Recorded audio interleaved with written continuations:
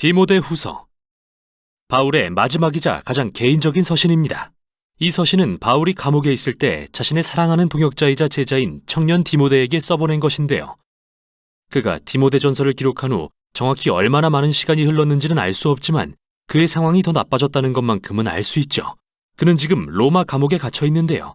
이는 사도행전 28장에 나오는 가택연금을 가리키는 것일 수도 있고, 그곳에서 석방되고 나서 또 한 차례 오랜 기간 사역을 하다가 드로아에서 다시 체포된 것일 수도 있습니다.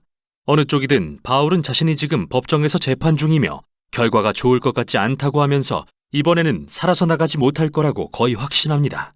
이렇게 암담한 상황에서 바울은 에베소에서 아직 임무를 수행하고 있는 디모데에게 요청합니다. 그가 시작한 교회 개척의 사명을 전수해 줄 수 있도록 감옥에 와서 자신과 함께 있어달라고 말입니다. 디모데 후서의 구성은 매우 단순한데요. 바울은 두 개의 큰 단락을 통해 디모데에게 권면을 합니다. 첫째는 지도자로서의 소명을 받아들이고, 둘째는 그에게 오기 전에 에베소에서 여전히 문제를 일으키고 있는 거짓 교사들을 다루라는 것이죠. 그러고 나서 서신을 결론 짓습니다. 바울은 디모데와 그의 가족, 특히 외할머니 로이스와 어머니 유니게로 인해 하나님께 감사드리며 서신을 시작합니다. 그들은 디모데가 어릴 때부터 구약 성경의 이야기에 빠져들게 해주었고, 이는 메시아이신 예수님에 대한 깊은 믿음을 심어주었죠. 그래서 바울은 이 확고한 믿음과 관련해서 첫 번째 권면을 합니다. 그는 디모데에게 예수님의 복음과 그 복음을 전하다 죄수가 되어 고난당하는 자신을 부끄럽게 여기게 하는 유혹을 물리치라고 말합니다. 바울이 이 점을 강조해야 했던 이유는 그의 잦은 투옥으로 인해 생긴 오명 때문이었는데요. 이는 바울의 많은 동역자가 사도로서의 그의 소명을 의심하게 만들었고, 그가 언급하는 부겔로와 허모게네라는 사람은 범죄자 혐의를 받는 바울과 연관되는 게 부끄러워서 심지어 그를 버리고 떠나버렸죠. 이에 바울은 디모데에게 부끄러움을 두려워하지 말고 자신을 만나러 오라고 합니다. 물론 그는 이 요청이 디모데를 위험에 빠뜨릴 수도 있는 이름을 알기에 그에게 능력의 근원은 예수님의 은혜임을 상기시킵니다. 이 사실을 기억하는 게 정말 중요하고 필요한 이유는 예수님을 따르는 일은 쉽지 않기 때문입니다. 당신의 전부를 요구하는 일이니까요. 바울은 예수님을 따르는 것을 자기 상관을 기쁘게 해야 하는 군사에 비유합니다. 또는 경기를 위해 자신의 몸을 단련하는 운동선수나 열심히 일하는 헌신적인 농부에도 비유합니다. 이 세 가지 비유의 공통점은 모두 자기 자신보다 큰 무언가에 헌신하며 더 위대한 목표를 이루기 위해 기꺼이 희생하고 어려움을 견디는 사람들이라는 건데요. 말할 것도 없이 최고의 모범은 바로 예수님이십니다. 그분은 아버지에 대한 헌신으로 십자가에서 로마인들에 의해 고난당하셨습니다. 그리고 바울도 마찬가지로 지금 로마 감옥에서 고난받고 있고요. 환난과 희생은 그리스도인의 삶의 특징입니다. 또한 이게 바로 예수님의 부활이 그리스도인의 소망의 기초가 되는 이유죠. 바울은 이를 짧지만 아주 강렬한 시로 표현합니다. 우리가 주님과 함께 죽었으면 그분과 함께 살 것이요. 우리가 참고 견디면 그분과 함께 다스릴 것이요.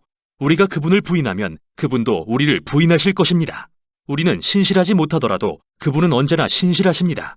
그분은 자기를 부인할 수 없으시기 때문입니다. 하나님은 이 세상을 향한 사랑으로 예수님의 죽음과 부활을 통해 새로운 소망을 여셨습니다. 또한 하나님은 예수님을 믿고 따르는 위험을 감수하는 자들을 옹호하시고 생명을 주겠다고 약속하십니다.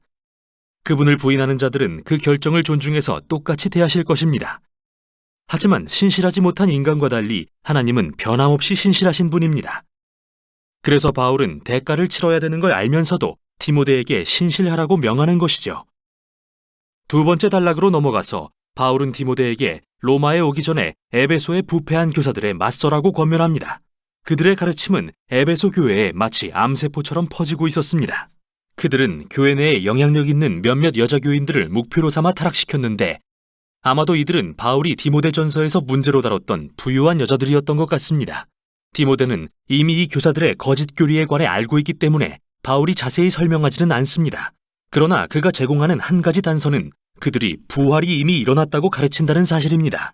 여기서 우리는 이 교사들이 그리스 철학에 기반해서 육체의 부활은 부정하고 영적인 경험만을 이야기하는 것인지, 아니면 성령의 능력으로 이미 부활의 역사가 시작되었다는 바울의 가르침을 왜곡한 것인지는 알 수 없는데요. 어느 쪽이든 간에 문제는 그들이 부활과 새 창조에 대한 확고한 미래의 소망을 저버렸다는 것입니다. 그들은 그 대신에 일상생활과 동떨어진 개인적이며 지나치게 영적인 기독교를 받아들였죠. 그래서 바울은 디모데에게 예수님에 대한 진짜 복음을 가르칠 신실한 지도자들을 세우라고 명합니다.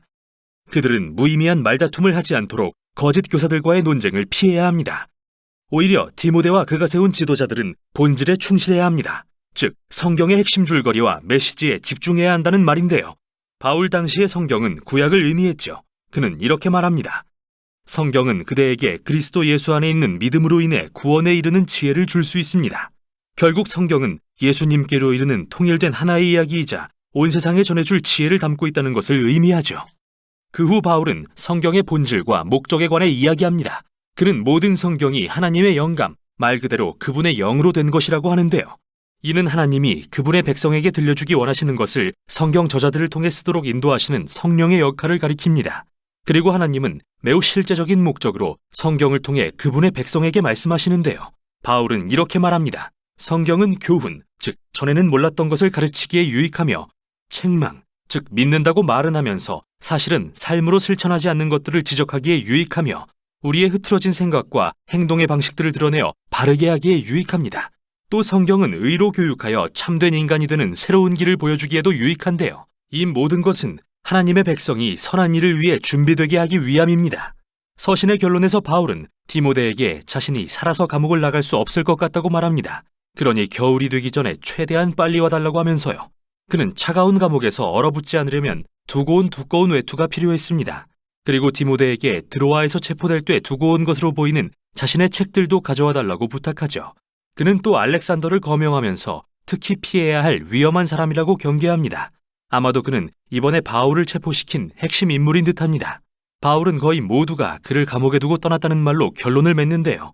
그의 유일한 위로의 원천은 그의 편이 되어주시며 그가 죽는다고 해도 구원해 주실 예수님의 임재뿐입니다. 서신은 이렇게 끝납니다. 디모데후서는 매우 영향력 있는 바울의 삶과 사역이 끊임없는 도전과 고난과 고생의 연속이었음을 상기시켜주는 서신입니다. 예수님을 따르는 일은 위험과 갈등을 수반하며 내 삶에 갈등과 불편을 받아들이는 것을 의미합니다. 그러나 이 모든 것은 예수님의 부재를 의미하는 게 아닙니다.